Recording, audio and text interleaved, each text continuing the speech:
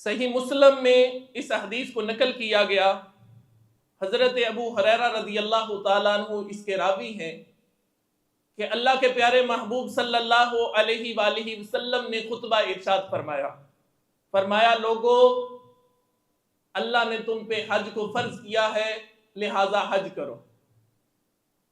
ایک شخص کھڑا ہوا، عرض کرتا یا رسول اللہ صلی اللہ علیہ وآلہ وسلم، کیا اللہ نے ہر سال حج کو فرض کیا ہے؟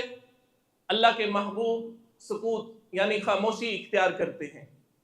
وہ شخص دوبارہ پوچھتا ہے یا رسول اللہ کیا اللہ نے ہر سال حج کو فرض کیا ہے؟ پیارے آقا صلی اللہ علیہ وآلہ وسلم پھر خاموشی اختیار کرتے ہیں۔ پھر وہ تیسری مرتبہ یعنی تینوں مرتبہ وہ یہی سوال کرتا ہے کیا اللہ نے ہر سال حج کو فرض کیا ہے؟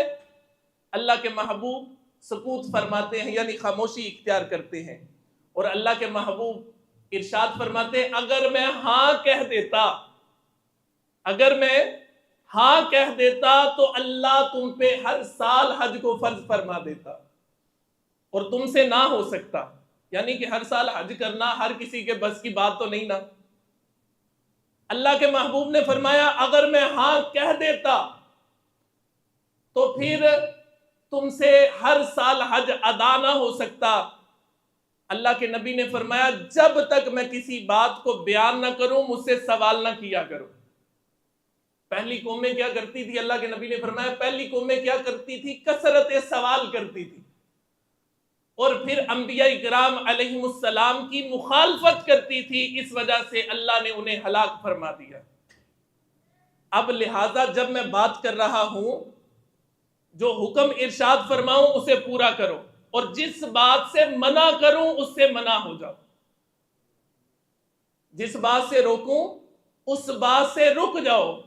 یہ اللہ تبارک و تعالی کے پیارے محبوب صلی اللہ علیہ وآلہ وسلم ارشاد فرما رہے۔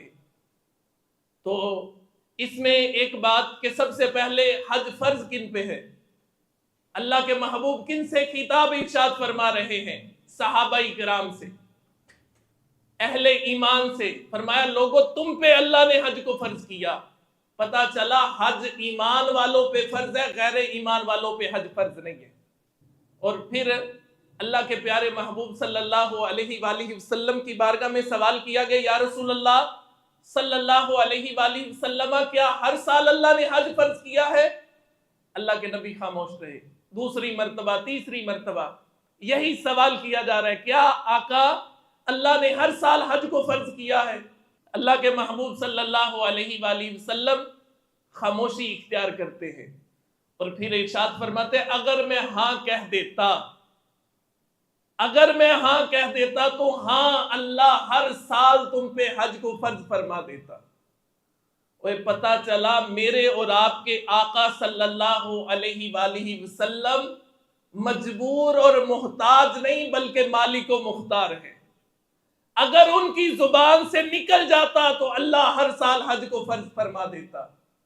اللہ کے پیارے محبوب صلی اللہ علیہ وآلہ وسلم کی زبان سے اگر نکل جاتا کہ ہاں اللہ نے ہر سال حج کو فرض کیا ہے تو اللہ ہر سال حج کو فرض فرما دیتا۔ وہ کسی شاعر نے کیا خوبصورت لکھا ہے کہ خالق کل نے آپ کو مالک کل بنا دیا، دو جہاں کی نعمتیں ہیں آپ کے قبضہ و اختیار میں۔ تو اللہ تبارک و تعالیٰ نے میرے اور آپ کے آقا صلی اللہ علیہ وآلہ وسلم کو یہ شان و شوکت عطا فرمائی کہ اگر زبان مصطفیٰ سے کوئی بات نکل جائے اللہ اس کو پورا فرما دیتا ہے۔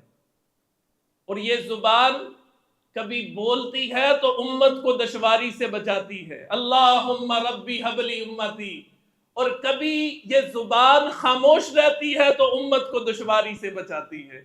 اعلیٰ حضرت فرماتے ہیں وہ زبان جس کو سب کن کی کنجی کہیں، وہ زبان جس کو سب کن کی کنجی کہیں، اس کی نافذ حکومت پہ لاکھوں سلام۔ وہ دہن جس کی ہر بات وحی خدا، وہ دہن جس کی ہر بات وحی خدا، چشمائے علم و حکمت پہ لاکھوں سلام۔